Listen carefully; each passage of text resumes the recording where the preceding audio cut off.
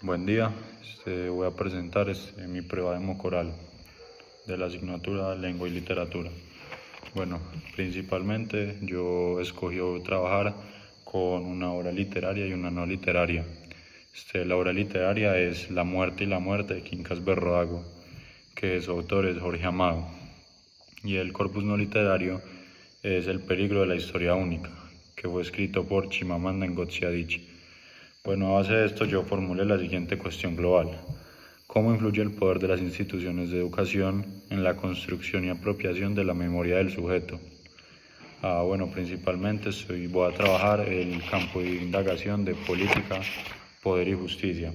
Bueno, principalmente voy a trabajar la obra literaria inicialmente más bien, y con esto quiero trabajar principalmente la imposición de una memoria oficial sobre la individual, controlando la memoria de alguien.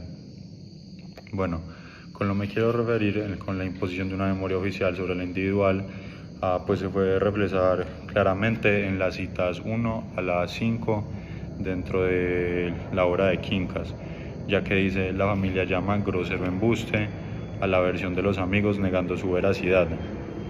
¿A qué me refiero con esto? Ya que pues como conocemos en la obra se basa mucha de su gran parte en la historia o en la memoria que se tiene de Quincas, un recién fallecido.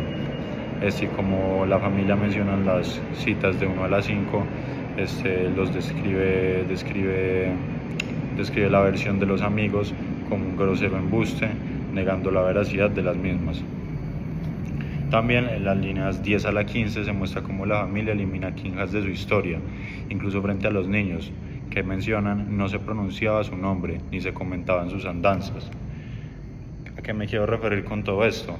Como conocemos, un relato único es un relato que principalmente es algo formado por quien lo dice, porque como conocemos los relatos que conocemos, cómo se forman mediante la transmisión de la comunicación. ¿Y qué pasa si un relato solo lo conoce una persona o solo un grupo de personas que tienen un mismo punto de vista? Lo pueden manipular a como se les dé gana.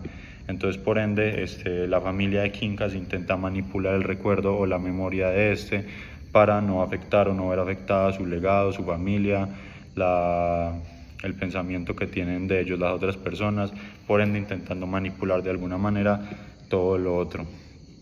Por último, en las líneas 16 a 18 se menciona que hubo una primera muerte moralmente decidida por la familia, o sea, un acto simbólico de borrado, un acto simbólico de borrar la apariencia y la aparición de Quincas y borrar las malas acciones que él hizo.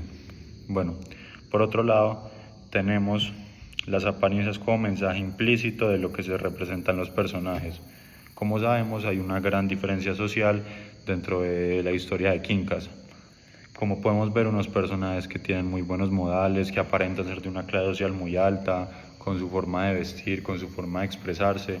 Y por otro lado, tenemos a personajes que son más de clase popular, por decirlo de alguna manera, de una clase más baja, de una clase más humilde, por decirlo de alguna manera. Estos personajes se pueden ver banda como una imagen de clase, una imagen de modales, y el negro churrinche como claramente podemos decir pues una persona de la clase más popular o algo así.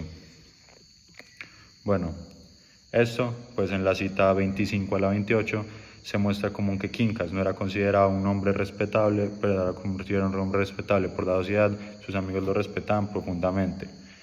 En las citas mencionan: hombre respetable y jugador de suerte tan envidiada, bebedor de aguardiente tan larga y conversada. Esto demuestra cómo hay dos memorias distintas construidas de diferentes contextos sociales. ¿Eso qué quiere decir? Que depende de cómo lo conocía una parte de la sociedad o una parte de la comunidad donde ellos vivían, el recuerdo o la memoria de Quincas se veía manipulada. Por ende, la historia única de Chimamanda se ve aquí muy implícita, ya que como podemos darnos cuenta, las memorias o la memoria de los personajes se puede manipular, depende del que la cuente.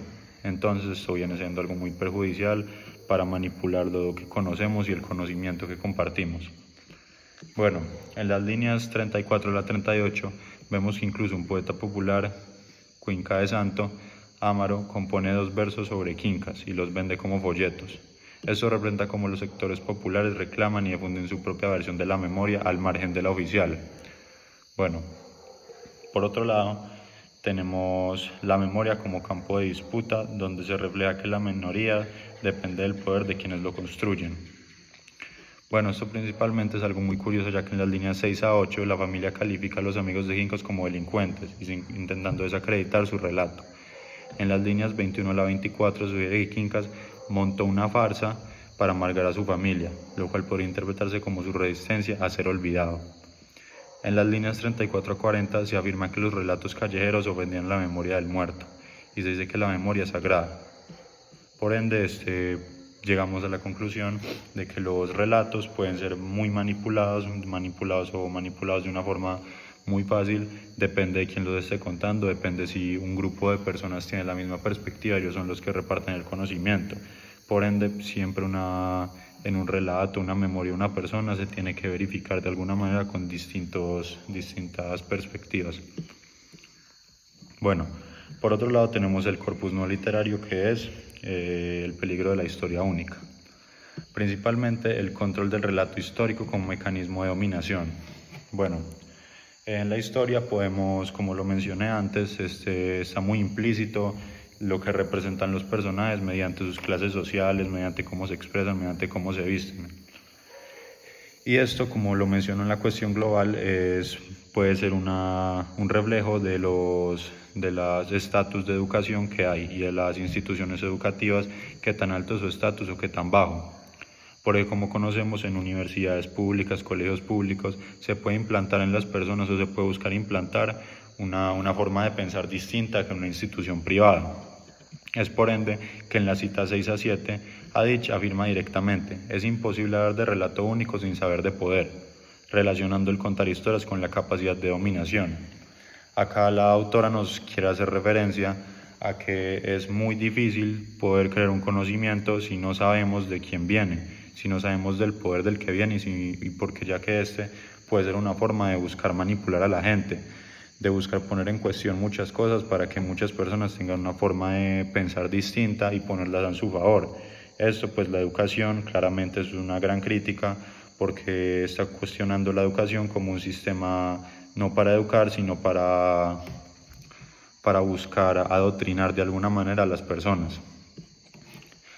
Las citas o las líneas 17 a la 25 refuerzan esta idea. Poder es la capacidad no solo de contar la historia de otra persona, sino de convertirla en historia definitiva.